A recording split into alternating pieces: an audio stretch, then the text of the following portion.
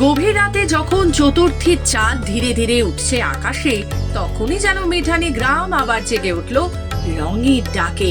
5 দিন আগেই তো হয়েছিল দোল উৎসব, তবে এই গ্রামের মানুষের রঙের প্রতি টান এত সহজে ফুরোবার নয়। তাই দোল পূর্ণিমার 5 দিন পর আবারও শুরু হলো রঙিন নতুন উৎসব, পঞ্চম দোল।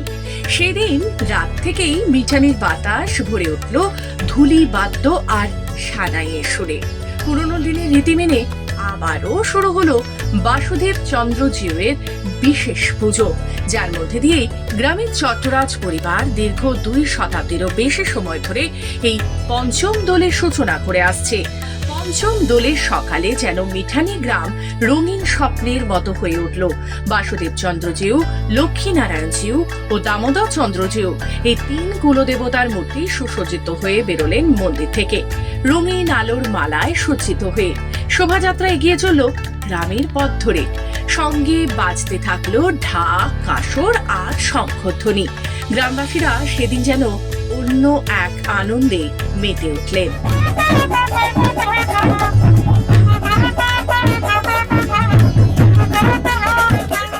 পঞ্চম দোলটা খুবই আনন্দ লাগে। এটা আমাদের দোলটা বছরে 2 বার হয়, একবার দোলের সময় হয় আর একবার দোলের 5 দিন পর আবার পঞ্চম দোল হয়। সারা বছর এটার জন্য অপেক্ষা করে থাকি। আমার যা হয়, বড় দিদি, সব আমাদের যা হয়। দোল তো হয়ে গেছে, এটা আমাদের পঞ্চম দোল। এই দোল বহু বছর ধরে এমনি হয়ে আসছে। এই দোল দাদু ঠাকুমারা বহু বছর ধরে এইভাবে খেলে আসছে, আর আমরা সবাই খুবই আনন্দ করি, মজা হয় আমাদের। আমরা সবাই মিলে এই দোল খুব আনন্দ করে উৎসাহ করে করি, আর আশা করছি আগামী বছর এই দোল এইভাবে হয়ে যাবে। গ্রামের শেষ প্রান্তে পৌঁছে হোম যজ্ঞের পর শুরু হলো হোলিকা দহন। আগুনের শিখা আকাশের দিকে উঠতেই বাজি ফাটার শব্দে প্রতিধ্বনিত হলো চারপাশ। সকাল হতেই রঙের খেলা। বাসুদেব চন্দ্র জিউয়ের মন্দির চত্বর যেন এক রঙিন মেলাতে পরিণত হলো। ছোট থেকে বড়, গৃহবধূ থেকে বৃদ্ধা সবাই মেতে উঠলেন রঙের উৎসবে। আগে এই উৎসব ছিল শুধুমাত্র চট্টরাজ পরিবারের মধ্যে সীমাবদ্ধ, কিন্তু সময়ের সঙ্গে সঙ্গে এটি হয়ে উঠেছে সার্বজনীন। এটা পঞ্চম দোলে আমরা খুব আনন্দ করি, প্রত্যেক বছরই করি। অনেক বছর ধরে চলে আসছে এই পঞ্চম দোল আমাদের চট্টরাজের। এটা আমার একটা ঐতিহ্য, মানে এখনো আগামী দিনেও আশা করি করে যাবো আমরা এরকম ভাবে আনন্দ করবো। পঞ্চম দোলটা অ্যাকচুয়ালি দাদাপাড়া থেকে শুরু হয়েছিল, তারপর এটাকে এখানে ফিরিয়ে আনা হয়েছিল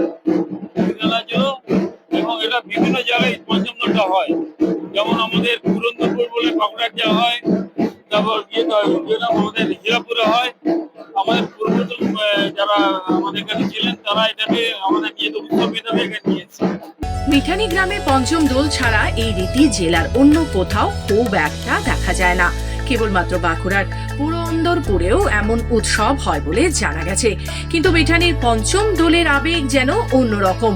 রঙিন আবিরে ভরে ওঠা আকাশ, ঢাকের তালে উচ্ছ্বাস আর শতাব্দী প্রাচীন বিশ্বাস মিশে এই উৎসব হয়ে উঠেছে মিঠানি গ্রামের অন্যতম ঐতিহ্য।